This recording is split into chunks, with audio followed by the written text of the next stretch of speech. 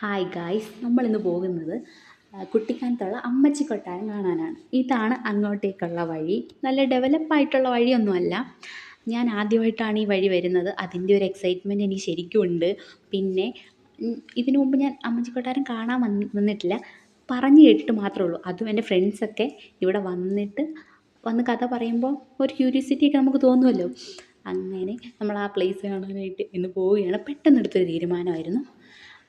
പിന്നെ നമ്മൾ ഫൈനലി ഇതവിടെ എത്തി. നമ്മൾ നോക്കുമ്പം മുകളിലേക്ക് സ്റ്റെപ്പാണ് കാണാൻ പറ്റുന്നത്. തിരിഞ്ഞു നോക്കിയപ്പോൾ അതേ ഒരു തുളസിത്തറ പോലൊരു സാധനം കാണാൻ പറ്റുന്നുണ്ട്. പണ്ട് കാലത്ത് തിരിയൊക്കെ കത്തിക്കുന്നതാണെന്ന് തോന്നുന്നു.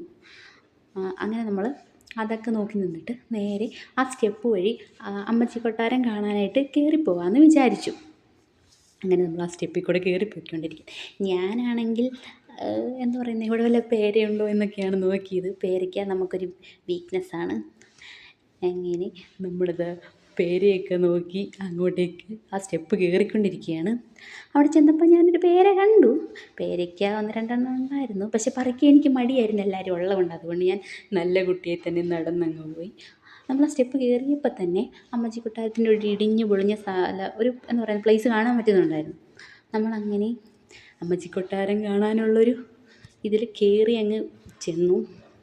ഈ അമ്മച്ചി കൊട്ടാരം എന്ന് പറയുന്നത് തിരുവിതാംകൂർ രാജാവിൻ്റെ വേനൽക്കാല വസതിയായിരുന്നു എന്ന് പറയപ്പെടുന്നു. അതായത് രാജാവിൻ്റെ പത്നിയെ, അതായത് ഭാര്യനെ ബഹുമാനത്തോടെ അമ്മച്ചി എന്നാണ് അഭിസംബോധന ചെയ്തിരുന്നതെന്നാണ് പറയപ്പെടുന്നത്. അങ്ങനെ നമ്മൾ ഫൈനലി അമ്മച്ചി കൊട്ടാരത്തിൻ്റെ ഫ്രണ്ടിലെത്തി.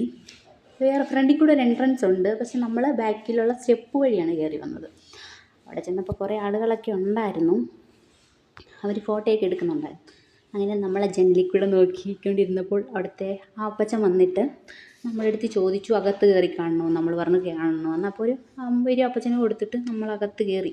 അപ്പച്ചൻ എന്നിട്ട് ഓരോ റൂമൊക്കെ നമുക്ക് ഇതെന്താണ് എന്നൊക്കെ പറഞ്ഞു തന്നുകൊണ്ടിരിക്കുകയാണ്. പക്ഷേ അപ്പച്ചൻ ഒരു തമിഴ് മലയാളം മിക്സ് ആയിട്ടാണ് സംസാരിക്കുന്നത്. എനിക്ക് വലുതായിട്ടൊന്നും മനസ്സിലായൊന്നുമില്ല. എനിക്ക് ആകെ മനസ്സിലായത് ഇത് അമ്മ മഹാറാണിയുടെ ബെഡ്റൂമായിരുന്നു എന്ന് പറഞ്ഞ ഈ റൂമിൻ്റെ കാര്യം മാത്രമാണ് എനിക്ക് ആകെ മനസ്സിലായത്. പിന്നെ നമുക്ക് ഓരോ റൂമും അപ്പച്ചനിങ്ങനെ ഓരോന്ന് പറഞ്ഞു തന്ന് അതെന്തുവാണെന്നൊക്കെ പറഞ്ഞു തന്ന് നമുക്ക് കാണിച്ചു തരുന്നുണ്ടായിരുന്നു. എനിക്കാണെങ്കിൽ വലുതായിട്ടൊന്നും മനസ്സിലായെന്നായില്ല. പക്ഷെ നമ്മൾ കയറി നോക്കിയപ്പോഴത്തേക്ക് ഇടിഞ്ഞു ഒളിഞ്ഞൊക്കെ കിടക്കുമായിരുന്നു. അങ്ങനെ നമ്മൾ ഉള്ളിലേക്ക് ചെന്നപ്പോഴാണ് ഇതാ ഒരു പിക്ക് കണ്ടത്. ഇത് സിനിമാക്കാരൊക്കെ സിനിമ ഷൂട്ടിങ്ങിനൊക്കെ വന്നപ്പോൾ വരച്ചാണെന്ന് തോന്നുന്നു കണ്ടിട്ട്. അല്ലാതെ എന്തായാലും തിരുവിതാംകൂർ രാജാവിൻ്റെ സമയത്ത് വരച്ചാണെന്ന് എനിക്ക് കണ്ടിട്ട് തോന്നിയില്ല. അങ്ങനെ നമ്മളിതാ അകത്തേക്ക് പോയി. അവിടെ ചെന്നപ്പോൾ അതേ ഇടിഞ്ഞു പൊളിഞ്ഞ ഓരോ പ്ലേസുകളൊക്കെ കാണാൻ പറ്റുന്നുണ്ടായിരുന്നു. ഈ അപ്പച്ചൻ ഇവിടെ തന്നെയാണ് താമസിക്കുന്നതെന്ന് തോന്നുന്നു. അങ്ങനെ ഓരോന്നും പറഞ്ഞൊക്കെ ഇതൊക്കെ എന്തുവാന്ന് പറയുന്നുണ്ടായിരുന്നു. പക്ഷേ എനിക്ക് വലുതായിട്ട് ക്ലിക്ക് ചെയ്യില്ല. പിന്നെ നമ്മളത് ഉള്ളിലേക്ക് ചെന്നപ്പോൾ ഇങ്ങനൊരു പ്ലേസൊക്കെ കാണാൻ പറ്റി. അവിടെ കുറേ കരിയാപ്പും അങ്ങനെയൊക്കെ നിൽപ്പുണ്ടായിരുന്നു. പിന്നെ അപ്പച്ചനതേ നമ്മളെ അകത്തേക്ക് കൂട്ടിക്കൊണ്ടുപോയി. ഇവിടെ തന്നെയാണ് ഈ അപ്പച്ചൻ താമസിക്കുന്നതെന്ന് തോന്നുന്നു. അവിടെ ചെറിയ അടുപ്പും പാത്രങ്ങളും ഒക്കെ ഉണ്ടായിരുന്നു. അപ്പോഴത്തേക്ക് ഇതാണ് അവരുടെ അടുക്കള അല്ലെങ്കിൽ ഫുഡ് കഴിക്കുന്ന സ്ഥലമെന്നാണ് അപ്പച്ചൻ പറഞ്ഞത്. നമുക്ക് അങ്ങോട്ടേക്ക് പോകണ്ട, അവിടെ ഒന്നും ഇല്ലയെന്ന് പറഞ്ഞു. പക്ഷെ നമുക്ക് കാണാനൊരു ക്യൂരിയോസിറ്റി, നമ്മളങ്ങനെയാണല്ലോ, ചെയ്യലെന്ന് പറയുന്ന കാര്യം ചെയ്യാനാണല്ലോ നമുക്കിഷ്ടം. നമ്മൾ അങ്ങോട്ടേക്ക് പോയി നോക്കാമെന്ന് ഓർത്തു. അങ്ങനെ നമ്മൾ ഒരു ആകാംക്ഷയിലൂടി അങ്ങോട്ട് ചെന്നപ്പോഴേക്ക് അവിടെ ഒന്നും ഉണ്ടായിരുന്നില്ല.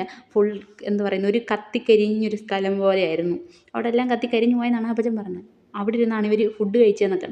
നമ്മൾ തിരിച്ച് അതേ വേഗതയിൽ നടന്ന് കയറി വന്നു. അപ്പോൾ ആ അപ്പച്ചൻ നമ്മളെ അവിടെ നോക്കി നിൽക്കുന്നുണ്ടായിരുന്നു. നമ്മൾ കയറി വരാനായിട്ട് അപ്പച്ചൻ വെയിറ്റ് ചെയ്ത് നിൽക്കുക. പലരും പറഞ്ഞ് കേട്ടിട്ടുള്ളത് ഈ അപ്പച്ചൻ അവിടെ ചെല്ലുന്നവരോടൊക്കെ എന്താ പറയുക ദേഷ്യപ്പെടുകയൊക്കെ ചെയ്യുമെന്നാണ്. പക്ഷെ നമ്മളോട് ഭയങ്കര മാന്യമായിട്ട് തന്നെയാണ് ബിഹേവ് ചെയ്തതൊക്കെ. നമുക്ക് ഓരോന്നും ഭയങ്കര ക്ഷമയോടെ പറഞ്ഞു തരുന്നുണ്ടായിരുന്നു ഇതെന്താ സ്ഥലമെന്നൊക്കെ.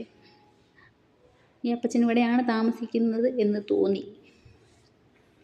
അങ്ങനെ ഫുൾ കാഴ്ചയൊക്കെ കണ്ട് നമ്മൾ പുറത്തിറങ്ങാനുള്ള തയ്യാറെടുപ്പിലാണ്.